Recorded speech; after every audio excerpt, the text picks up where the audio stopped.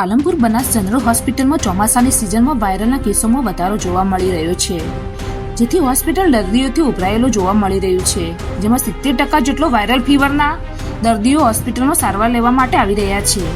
ચોમાસાની સિઝન ચાલી રહી છે, જેને લઈ પાલનપુર સહિત જિલ્લાભરમાં તાવ, શરદી, ખાંસી, ઝાડા સહિતની બીમારીઓ જોવા મળી રહી છે. અત્યારે પાલનપુર શહેરમાં ઠેર ઠેર માંદગીના ખાટલા જોવા મળી રહ્યા છે, જેથી પાલનપુર બનાસ જનરલ હોસ્પિટલમાં દર્દીઓ સારવાર લેવા માટે આવી રહ્યા છે, જેથી દર્દીઓથી હોસ્પિટલ ઉભરાઈ રહી છે. આ અંગે સિવિલ હોસ્પિટલના સુપ્રિન્ટેન્ડન્ટ સુનિલભાઈ જોશીએ જણાવ્યું હતું કે બનાસ જનરલ હોસ્પિટલ 70% જેટલા વાયરલ ફીવરના દર્દીઓ નોંધાઈ રહ્યા છે, જેમની હોસ્પિટલ દ્વારા સારવાર પૂરી પાડવામાં આવી રહી છે. બનાસ ડેરીના ચેરમેન શંકરભાઈ ચૌધરી તેમજ બનાસ મેડિકલ કોલેજના ચેરમેન પરથીભાઈ ચૌધરીના માર્ગદર્શન હેઠળ સિવિલમાં તમામ લોકોને ઝડપથી અને સારી સુવિધા મળી રહે તે માટે તેમની સૂચના પ્રમાણે કામગીરી કરવામાં આવી રહી છે.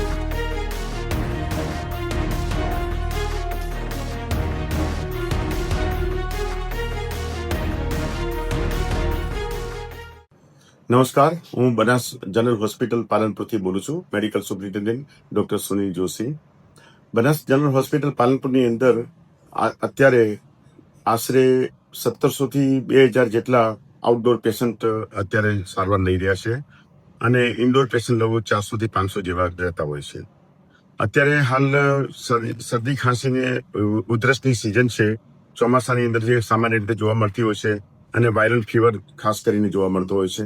વાયરલ ફીવર અને વાયરલ જે અસર જે છે એના દર્દીઓ બાળકોના વિભાગની અંદર પહેલા કરતા 70% દર્દીઓ વધી ગયા છે. દાખલા તરીકે 160 દર્દીઓ પેશન્ટ અત્યારે આવે છે, એમાંથી 115 જેવા પેશન્ટ વાયરલ ફીવરના છે, જ્યારે એડલ્ટની અંદર પુખ્ત વયમાં 200 પેશન્ટમાંથી 130 પેશન્ટ વાયરલ ફીવરના આવે છે. વાયરલ ફીવરની અંદર એવું હોય છે કે જે આપણે કોરોનાની અંદર જોયા હતા એ જ રીતે ઘડી વાયરલ ફીવરની અંદર ખાસ કરીને શરદી, ખાંસી, તાવ, માથું દુખવું અને કોકવાર ઉલટી થવી અને કોકવાર ઝાડા થવા, આવું બધું થતું હોય છે. અને આ સિઝનલ વાયરલ ઇન્ફેક્શન એની મેળે જ અઠવાડિયે 10 દિવસની અંદર મટી જતો હોય છે.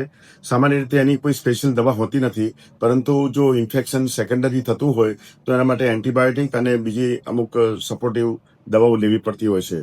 એટલે વાયરલ ફીવર થાય તો તાત્કાલિક તમારા ડોક્ટરને બતાવો અને ડોક્ટરને બતાવ્યા પછી જે પણ દવાઓ લખી આપે એ પ્રમાણે સારવાર લેવી જોઈએ. અને સાથે સાથે અત્યારે મેલેરિયા એના પણ ઉપદ્રવ થતો હોવાની શક્યતા રહેતી હોય છે અને ડેન્ગ્યુ પણ અત્યારે થઈ શકતો હોય છે.